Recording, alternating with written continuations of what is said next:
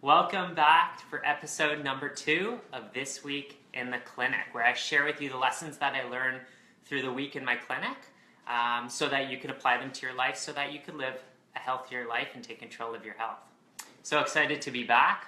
Last week we talked about thyroid health, and we came out with a bang. We really went deep, and of course you can check that recording on my Facebook page if you want to go review that. But we covered quite a bit of material. So I hope you guys are ready for this. This week, we're going to talk about identifying toxicity. It's going to be awesome. Okay, so I'm just loading up my Facebook page here, and if you're joining me on your phone or if you're joining me on your computer, you can type in your questions, you can type in your comments, and I will be trying to interact with you as we move along here. I see Melanie has joined me and is bidding me a good morning. So good morning to you too, Melanie. Also, if you like what I'm saying, if you're following along, you can give me the thumbs up. You can press the like button, and it's it's not like a regular Facebook post where you post it, you touch it once and then you like it once. You can do it multiple times if you like what's going on here, and it also gives me the feedback that I know that I'm saying something that you're interested in. So I'll continue along that path. So we've got a pretty great little itinerary for today, as you saw in the description. We're going to, actually let me first introduce myself if you're joining me for the first time. I'm Josh Gitalis. I'm a clinical nutritionist and functional medicine practitioner, and I have a practice here in Toronto, but I work with people worldwide. So we work with people in person here at my clinic, and I also work with people all over the world. I also run a functional nutrition certification program, and a number of courses that target health or talk about different systems and different aspects around health. So you can check those all out at joshgitalis.com. So I want to thank you all for joining me again here today, taking time out of your busy day to learn about health. And I think it's a really applicable topic too, going into the holiday season and coming out of the holiday season into a brand new, shiny year. 2017 right around the corner. And there couldn't be a more applicable topic, I think, than detoxification. Now, a little disclaimer here.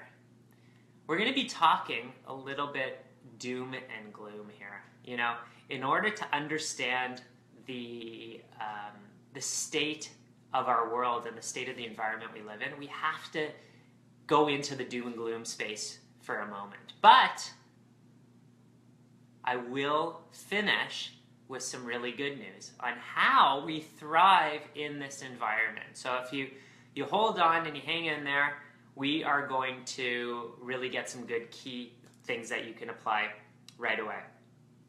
And there's been a question, what would the difference between functional nutrition and holistic nutrition? Sorry, off topic. It is quite off topic, so I'm not going to go there. You can check out a blog that I posted on functional nutrition, and you can also go to my my About page, and there's lots of information about that there. So we're going to dive right into identifying toxicity, and here's our itinerary for today. We're going to talk about who might have toxicity. What are the signs of toxicity? How do we know if we might be toxic or someone in our family might be toxic? We're going to do a case review, and of course that's where I bring what I learned in the clinic to you so that we can learn from real life situations. You know, it's not just enough to learn what's in the books here, but it's all about taking that and applying that in a real life situation. We're going to talk a little bit about traditional versus functional toxicology, what that even means, and most importantly, what you can do. So let's dive right into it. Who might have toxicity? Well, the unfortunate news is that everyone could possibly have toxicity. They've found plastics in the deepest part of the oceans. They've taken samples. You know, the Inuit have toxins in their blood that they've never even been exposed to directly, like DDT. So toxins are pervasive, they're everywhere, they're ubiquitous, and we can't avoid them. We unfortunately live in a toxic world. Over the past 100 years, we've brought into our environment over 85,000 chemicals. And many of those have been grandfathered in the old system where they don't really have to go through a regulatory process. we have a process in the world of chemicals called the innocent until proven guilty process, which is also what we use in our judicial system. It's a bit of a tongue twister. But it should actually be the opposite when it comes to toxins, don't you think? Give me a thumbs up if you agree that we should have a guilty until proven innocent situation.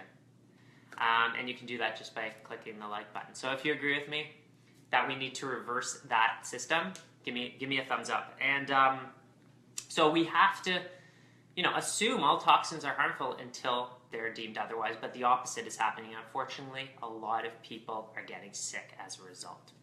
So let's look at some facts to jump into this topic. A study done by the EPA found that there were benzene derivatives in 98% of individuals. Where do we get exposed to benzene? Has anyone ever heard of Febreze air freshener? The average woman uses 12 different body care products before they leave the house, exposing themselves to 160 different chemicals. So what we put on the skin, ends up in the body. We have to be aware of that. 75% of brand name cosmetics contain a chemical group called phthalates. Phthalates are endocrine disruptors and have been linked to various hormonal related cancers like ovarian, cervical cancer, breast cancer, prostate cancer. They've been linked to the feminization of animals in our oceans and in our rivers. And the Environmental Working Group did a study on Americans across the country. They just chose random Americans, and they looked to see what types of chemicals were in their body, and they found that each person had an average of about 91 different chemicals in their body, many that were carcinogenic. So that is the state of things right now, and I don't think they're improving too much. So to answer the question, who might have toxicity, the answer is everyone. And of course, there's variance amongst each person on how we deal with those toxins. I'm going to talk about that in a moment as well. So some key questions that I ask my clients, to try to get an idea of if they might be toxic are, I have a little list here. Do you eat fast food, packaged food, sugary and floury snacks? When anything has been put into a package, when anything has been processed, it's gone through some sort of process to take it to its natural form from a tree and put it into some sort of processed food. So invariably, there are some chemicals involved in that. Is all your food organic, or do you eat conventional? If we're eating conventional foods, there's always some level of toxicity from that, from using pesticides, herbicides, fungicides, larvicides on the foods that we're eating.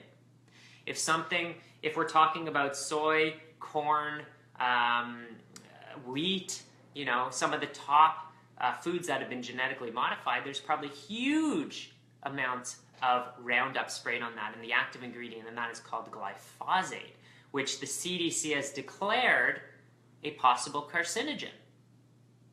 So we're eating cancer-causing substances all the time, and people wonder why they're getting sick. People wonder why they're infertile. I mean, the answers are right here. Now, unfortunately, a lot of toxins they're silent. We can't see them, we can't smell them, we can't taste them, we can't feel them, our senses can't pick them up. That's why this information is so empowering, because it gives us awareness as to where those toxins might be. And I really appreciate all the shout outs. You guys are giving me the thumbs up to let me know you're on the same page. How often do you consume fish? A ton of toxins are dumped into our oceans. I just read an article about a company that has to basically change the way they're getting rid of their garbage by, I think it was 2025, because they're dumping a lot of it into the ocean, into our waterways. Now, the first thing I thought about is, why do they have to wait till 2025? Like, how much more can be done? So the animals that live in our oceans bioaccumulate toxins. A little sardine eats little fish. A bigger fish eats a lot of sardines. A salmon comes and eats some of those. A tuna comes and eats some of those. A swordfish comes and eats some of those. And toxins increase exponentially up the food chain. So I like to know if my clients are eating a lot of fish. I had one client who was eating fish 5 times a week, and she had heavy metal toxicity. Because of that, she got heavy metal toxicity. Very high levels of mercury and lead. We had to get her to stop eating fish. We had to do some chelation. Do you consume conventional animal products, which again bioaccumulate the toxins? So these are just a number of a number of like specific questions that I ask to try to get to the bottom of my client's toxicity. Now, what are some factors associated with toxicity? What are some signs that toxicity exists, or things that might point to possible toxicity in someone's body? Well, a few things are being overweight. You know, if you're 20 plus pounds overweight, that's a sign that you probably have a toxic load. Gallstones, so the liver is one of our key detoxifiers in our body. It filters our blood every 3 minutes. It concentrates those toxins and dumps them into the gallbladder. And if we have lots of toxins and sludge and stuff going into that gallbladder day after day, year after year, they could turn into gallstones. So gallbladder issues. History of alcohol use or drug use or steroid use, any prescriptions, any recreational drugs, because again, those have to be detoxified by the liver.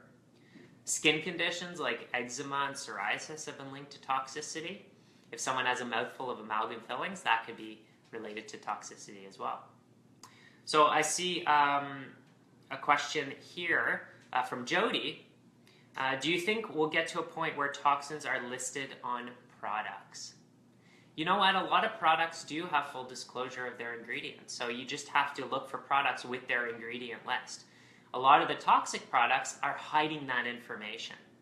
You know, sometimes you have to push and push and push and push a company to really figure out what's in their products. You know, and then there's a lot of deception happening. So when we see the word fragrance on a product, fragrance can represent thousands of different toxins and chemicals. In fact, I have a blog on it, on the word fragrance and what that might mean. Maybe Catherine's my assistant helping me out, can post the link to that. So we need to look for products where we recognize the names of ingredients, just like food. We don't want to eat foods where we don't understand the words on that label, because our body won't understand the words. It's the same with personal care products. And I'm going to talk a little bit more about that later on. So those are some factors associated with toxicity. And I'm going to jump now into just this case study here. You know, someone I was working with recently, taking, again, the lessons that I've learned working with people and applying them to real life situations and learning from that. So I had a client, and you know, we decided based on a number of factors that a detoxification protocol might be the best approach. And here's some of the things that stuck out for me when we were doing a history and when we were learning about this individual. Okay, so firstly, in their 20s, they worked at a golf course doing lawn care. Okay, and when I questioned him about this, he told me that they were using lots of chemicals, and this was actually the turning point that this individual went from feeling good to never feeling the same. And that's one of the key things that I look for when I'm working with someone. The statement, I haven't been the same since. So he was working with many chemicals and he hasn't been the same since. Another factor that he presented to me is caffeine and eating bad food worsens hemorrhoids, right? So I know all of you love to talk about hemorrhoids. You know, it's maybe I should do a whole episode on hemorrhoids because they're just so fun to talk about. But we have a vein called the portal vein, which drains the blood from the lower extremities and the end of the large intestine, the sigmoid area, back into the liver. And if you've ever taken a hose and held the end of it, it puts pressure up right along the rest of the hose. That's what can happen with the liver. If the liver is jammed up, the technical name for that is cholestasis. Little trivia word for you at your next party, cholestasis. So if the liver is jammed up, it's got cholestasis, it puts resistance on the tube all the way back through to that portal vein that drains the lower extremities. So people experience hemorrhoids, varicose veins, spider veins, and this individual is noticing a direct correlation between consuming caffeine, which has to be detoxified in the liver, puts an extra load on there, eating bad food, and their hemorrhoids. Okay, so a possible connection there. And just a little caveat here, you know, when we're working with people, it's not about one symptom. It's not about, oh, yeah, I know, when I have caffeine, I get hemorrhoids too. It's about a group of symptoms that tell a story. So we're developing a story here. This individual is a physiotherapist and massage therapist, so they do a lot of manual work, and they use creams. They use non-natural creams that have lots of parabens in them, so they're constantly being exposed to that and absorbing that through the skin. Their job involves travel, so this individual works all around the world working on athletes, and it exposes themselves to lots of chemicals through traveling. I know when I travel, I take many precautions to try to detoxify and improve the processing of the toxins I'm exposed to in airports, in airplanes, in hotel rooms, even in Airbnb sometimes have toxins. You know, almost every Airbnb I've ever gone to has that little thing in the wall that, you know, every 20 minutes goes. You look around and you're like, what was that sound? And you look in the wall and there's this Glade plug-in spraying chemicals into your living environment. The indoor air is about 40 to 50 times more toxic than the outside air on the smoggiest, most toxic days in your city, most likely. So the indoor environment is very important, and of course this person's traveling, they're all over the world, they're being exposed to various toxins. Intolerance to alcohol. So this individual, when they drink alcohol, they have a very strong reaction. They have trouble detoxifying it. Alcohol, or ethanol in alcohol, is detoxified by an enzyme called alcohol dehydrogenase. Alcohol dehydrogenase is very important and dependent on B vitamins, specifically vitamin B3. So now we're thinking maybe we're missing some nutrients that help with detoxification. Detoxification is highly nutrient driven. And this is something I talk about in great detail in my detox course. We talk about the specific nutrients that fuel different parts of the detoxification process. Lots of travel, intolerance to alcohol. This person also had an intolerance to cigarettes, perfumes, auto exhaust fumes, and that's all highly tied to phase 1 detoxification, the cytochrome P450 pathway. If you don't know what that means, don't worry about it. But that's the first step in detoxification when we're moving toxins through. So they had, you know, we all have to detoxify those chemicals, cigarettes, perfumes, auto exhaust, different things that we smell in our environment, but how efficiently are we doing that? Are we doing it quick enough so we don't feel symptoms? Or are we doing it too slow that we actually do feel some effect to that? And that's what he was showing. And then more recently in our discussion, he's a young guy, he wanted to do a little experimentation, and he was playing around with a recreational drug known as ayahuasca. Has anyone out there ever heard of ayahuasca? Just take a little sip of my detox tea. So ayahuasca, it's a drug.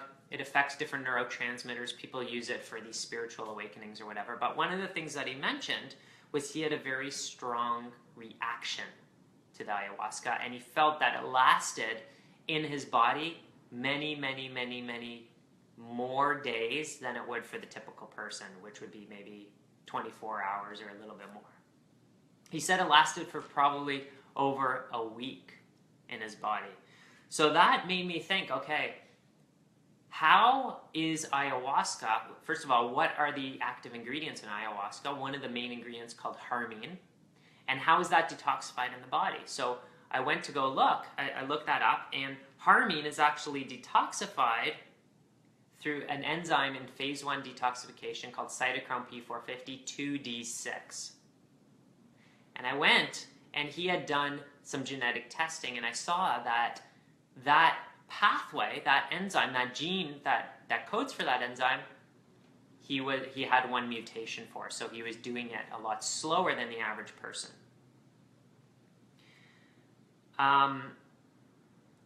So we know that people have different abilities to actually detoxify. We all have a variance in how quickly we can move toxins through. And there's a great book written by Dr. Jeffrey Bland, The Disease Delusion. I highly recommend it. And there's a section, he talks a little bit about detoxification.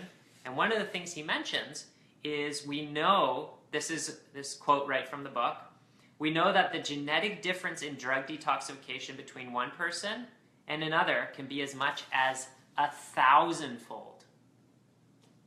1,000 times there. That is, the amount of foreign substance that one individual's physiology could detoxify might need to be 1,000 times lower to prevent a toxic reaction in another individual. Now, with that piece of information, don't you think the whole world of drugs and pharmacology would be thrown upside down? Two people who take Tylenol might be detoxifying at 1,000 times different speeds.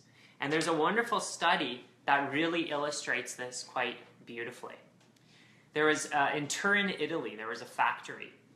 And in this factory, there was basically a chemical leak. This was done in 1994. It was published in Nature in 1994. And there was a chemical leak. And what they noticed was half of the individuals exposed to this chemical got bladder cancer. And another portion of this group, these workers at the factory, didn't get cancer at all. So they're like, you know, why did that happen? Everyone was exposed to the same toxins, but some got cancer and some didn't. And what they discovered was that there was a pathway in the liver called acetylation, and the people who did not get the bladder cancer were able to process that specific toxin through acetylation pathway a lot more efficiently. The other group who got the cancer had a mutation in that pathway that really slowed the detoxification of that toxin down.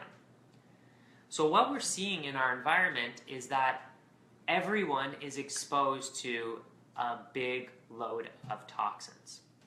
We all have what's called a total toxic load. And to explain a little bit about that, I've brought in a very, very special prop. It's called a glass of water. I'm sure you've all heard of this. So we've got two glasses of water. One is half full or half empty, depending on which way you look at it. In this case, we actually want it to be half empty. We'll talk about that. And this one is full. So if you think about it, we all have a glass. We all have a certain amount of space in that glass. And when we get exposed to toxins, our glass starts to fill up. So we all have some level of those toxins in our glass. Once it fills up to the brim and starts to spill over, that's when we have symptoms. That's when we lose tolerance to alcohol.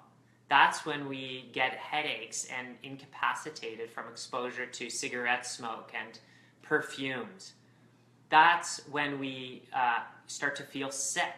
And that's when our body starts to break down. And symptoms associated with toxicity could really be anything. It could be skin issues, could be digestive issues, could be neurological issues. And it's when this spills over that becomes a problem. So a big part of it is constantly, because this will never be empty right here, 85,000 chemicals in our environment. A big part of it is constantly trying to drain this a little bit. And we're going to talk about how we can drain this. These people right here that have a full glass, that are spilling over, that have toxicity, are the canaries in the coal mine. They are the unfortunate victims of living in a toxic world, and they're the ones that get sick first. If we look at a bell curve, most people are in the middle, but the people on the edges are the outliers. Those are the ones that get sick first. So we want to be able to drain it and keep it low so that we don't spill over here. And how do we do that? Well, First, I just want to talk about one more concept of functional toxicology versus traditional toxicology. And the way we traditionally look at toxins is that there's a toxin, there's a way our body clears it out, and then it's gone. Okay? And it's one toxin, one effect, one level of exposure to that toxin that can kill us. It's called the LD50, the lethal dose that will kill 50% of whatever subjects we're looking at, usually mice or rats. And that is basically how we measure toxins. But if we go back and look at what toxins are filling up our glass, we have polytoxicity. We have toxins in low levels, we have different toxins mixing together, and unfortunately, we don't know the total effects of that.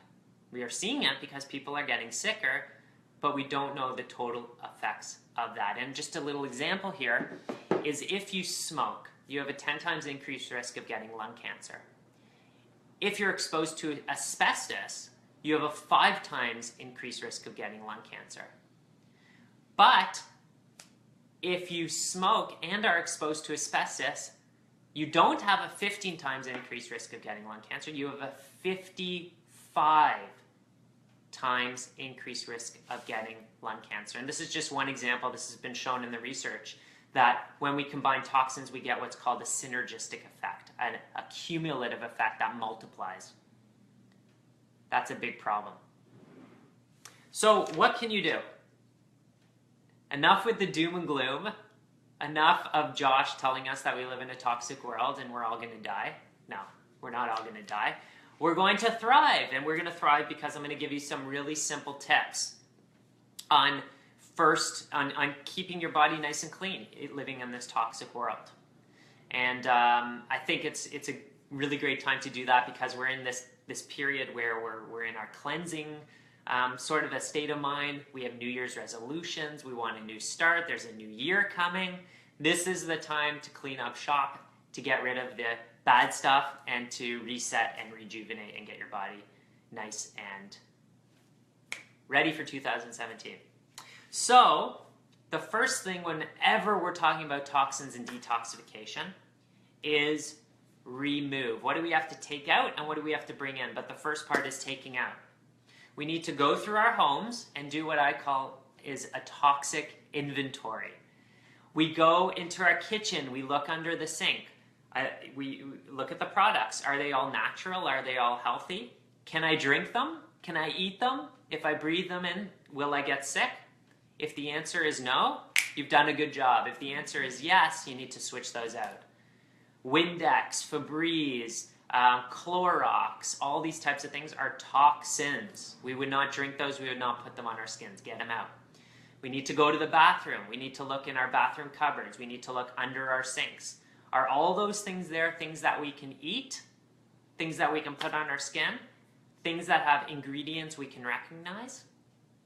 Those are a couple really great places to start. Make sure that anything you're putting on your skin, anything you're breathing in, is not toxic and that you can eat or drink it. In our home, we use pretty much vinegar and water for everything, sometimes essential oils. I could literally take my cleaning product, chug it back, and it wouldn't hurt me. I'd be totally fine. And that's a good sign that you don't have toxins in your environment.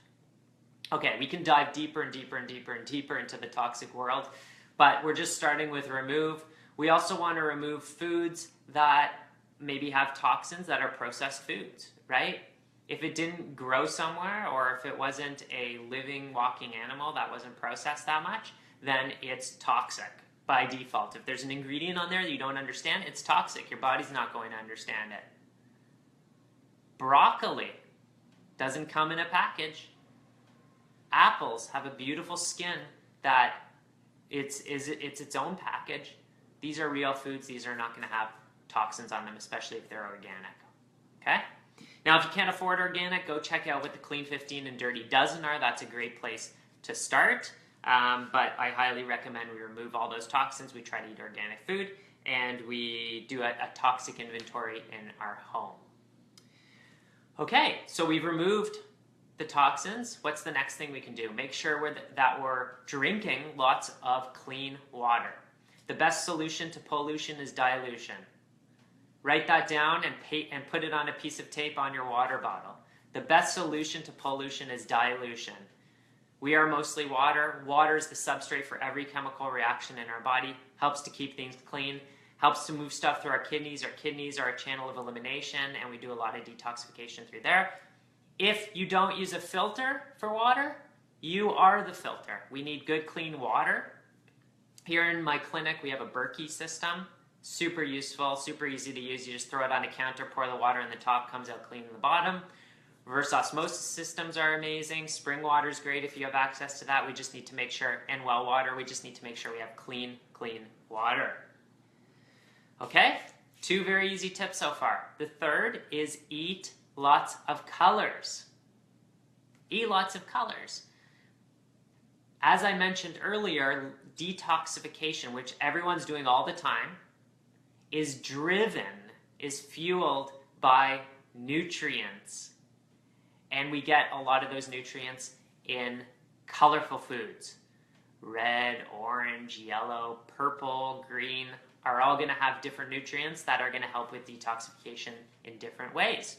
So look at your plate today. At lunchtime, at dinner time, how many colors are on that plate? Do we have a nice variety from the rainbow? And this is something that kids love to do too. You want to get kids involved in nutrition, you want to get kids involved in healthy eating, get the colors of the rainbow, make sure they're choosing foods that hit every color. 2 more recommendations, then we're going to wrap this up, is sweating. Make sure you're sweating. The winter season has come. Sometimes people don't sweat for months on end, and I'm talking about a nice, good, profuse sweating. You know, get in a sauna, get in an infrared sauna, get in a steam room, go do hot yoga, go have a really good workout. Our skin is a really important channel of elimination. We get rid of about 2 pounds of toxins per day through our skin. We want to be able to keep that moving. There's certain things that leave only through the skin, or most efficiently through the skin, like some heavy metals like cadmium. Best way to detoxify cadmium is through the skin. So we want to sweat a lot, okay? And finally, you have to poop, all right? You have to be making sure that you're going to the bathroom at least once a day, because that's probably one of the most important ways to detoxify. If we're pooping less than at least once a day, we are soaking up a lot of toxins that are in that stool, and we have found certain chemicals like indols, skadols, perfinogens. In the book, in Dr. Jensen's book, A Guide to Better Bowel Care, he talks about how in some mental health facilities, people with schizophrenia actually have various toxins that we can find in the stool. So we have to detoxify through pooping on a regular basis. So there's some simple tips you can get started on. I could talk about this forever. In fact, I do talk about this in great detail in my detoxification and biotransformation course, which actually starts January 5th. I posted the link in the description if you want more information. So with that, I'm just going to check in here, see if there's any comments that I could address quickly. Gina's asking, what kinds of supplements would you take when traveling, especially when potentially exposed to a country where food poisoning might be a risk or the country's water is at risk? Gina, I'm so happy you asked that question, because I made actually a specific video, and we have a blog post on that exact question. I talk about supplements I take when I'm traveling and ways you can mitigate or prevent intestinal infections and toxicity in other countries. So we'll post that link here on the Facebook page, and you can reference that at your own leisure. Laura is mentioning, what about sleep? Now, I have to say that obviously I didn't have time to really go through everything that's important for detoxification, but absolutely, Laura, sleep is so, so important. If you're not sleeping, if you're not getting deep, restful relaxation, then you're not detoxifying. So we have to sleep, okay? Sleep is so important. Question here from Karen White. I'm using the Santivia reverse osmosis water pitcher. Do you know if that is good enough filter? Yeah, the Santivia is fantastic. It's not my top pick. I find it very high maintenance. I don't like that the water sits in plastic, but it does a really great filtration work on the water. So I think it's a great system if that's what you have access to. And I think that's it for the questions. Thank you all so much for joining me for this week in the clinic. And we're going to have a whole other episode next week, same time, Fridays, 10:30 a.m. Eastern Standard Time. Actually, we might skip a week or two due to the holidays, but just check out my Facebook page. I always post I always post the time and topic beforehand, so stay tuned, check that out. If you missed any part of this video, we will have the recording available right away. That's the cool thing about Facebook Live, and you can review it at your leisure. So again, thank you so much for joining me. Remember that applied knowledge is power. You got to take what you learn and apply it right away. Give me a thumbs up if you're with me, and if you enjoyed this and you want me to do more of these, I really appreciate the feedback. And finally, just want to say the best way to get started is to get started. Just do it. So, thank you so much. Have a fantastic day, and we'll see you all again very soon. Take care.